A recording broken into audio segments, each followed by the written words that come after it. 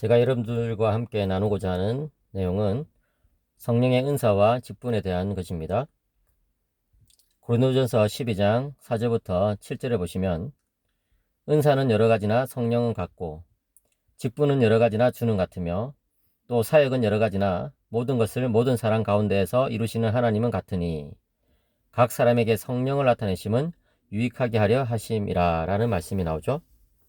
여기서 우리는 첫째로 은사와 직분이 다양하다는 것을 깨닫게 됩니다.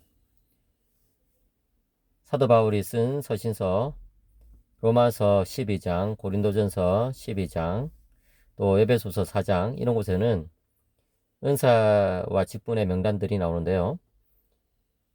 그 뉘앙스가 모든 은사를 다 나열을 하는 것이 아니라 여러 많은 은사들 가운데 일부만을 제시하고 있다는 그런 느낌을 줍니다. 직분은 보다 좀 더 구체적이죠. 목사직이나 또 장로직이나 집사직이나 또 교사의 직분 이런 직분들이 구체적으로 언급이 되는데, 그런데 직분도 역시 약간 모호한 부분이 있습니다. 예를 들어서 여성들에 대한 직분이라든지 이런 것들은 아주 구체적으로 나와 있지는 않거든요. 근데 여기서 제가 말씀드리고 싶은 것은 은사와 직분이 다양하지만 은사를 주시는 성령님은 동일하고 또 직분을 주시는 주님은 동일하다는 이 사도 바울의 가르침입니다. 다시 말해서 은사와 직분에 대해서 바른 이해를 가지기 위해서는 먼저 성령님에 대한 바른 이해가 필요하다는 것이죠. 여러분, 이 은사는 무엇입니까? 고린도전서 12장 6절에서 말하는 것처럼 사역을 위해서 주신 하나님의 선물이라고 볼 수 있습니다.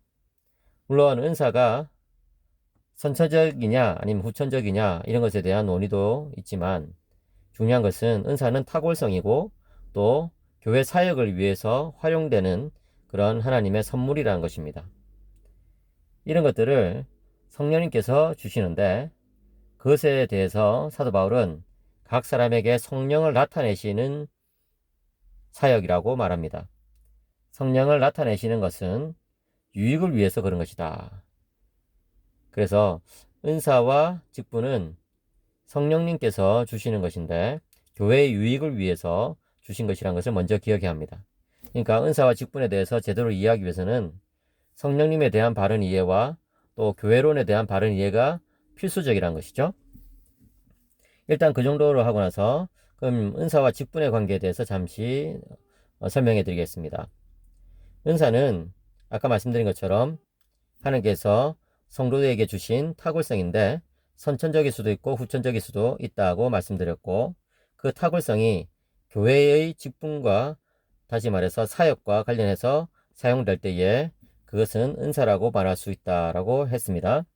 그럼 이제 직분은 무엇이냐? 직분은 그런 은사를 받은 사람, 은사가 있는 사람에 대해서 공적으로 그 은사를 잘 발휘할 수 있도록 이제 권한과 책임을 부여하는 것입니다.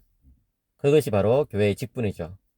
그렇기 때문에 은사를 받은 사람은 직분자가 될 수도 있고 되지 않을 수도 있지만 직분자가 되기 위해서는 반드시 은사가 있어야 된다는 것을 우리는 알 수가 있습니다.